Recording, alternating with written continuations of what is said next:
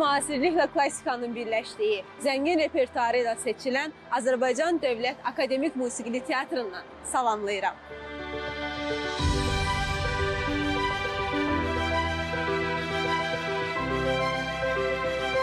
Binanın tikintisinə Bakı milyonçularından olan Hacı Zeynalabdin Tağıyevin təşəbbüsü ilə başlanıb.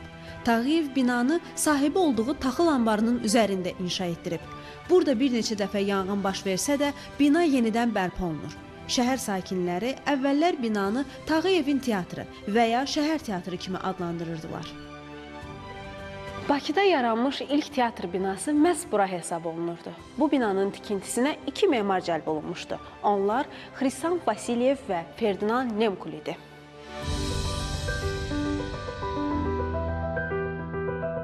...1938-ci ilə qədər Musiqili Komediya Teatrının tamaşaları Opera və Balet Teatrının binasında göstərilirdi. 38-ci ildən başlayaraq isə Musiqili Teatr, müstəqil teatr kimi fəaliyyətə başladı. Buranın səhnəsində operalar və müxtəlif janrda əsərlər tamaşaya qoyulsa da, ən önəmli hadisələrdən biri 1908-ci ildə baş verir. Məhz burada Üzeyir Hacıbəyovun Leyli və Məcnun operasının premyerası keçirilir və bu hadisədən sonra Azərbaycanda opera sənətinin təməli qoyulur. Teatrın janrı, repertuarı daha da genişləndirildi və müxtəlif musiqili janrlı əsərlər səhnəmizə yol açdı.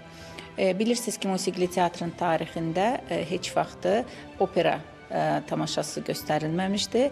Lakin bu janr dəyişikliyi təbii ki, imkan yaratdı ki, biz fərqli janrlı əsərlərə də, operalara da müraciət edək. Bina 1996 və 2013-cü illərdə əsaslı şəkildə təmir olunub.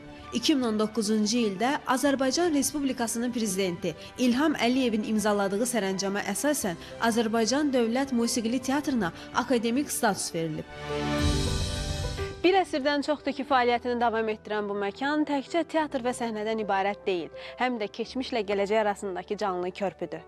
Gələn rubrikamızda fərqli məkanda görüşənədək Jalə Rzayeva, Ramil Qoca, Telesəhər.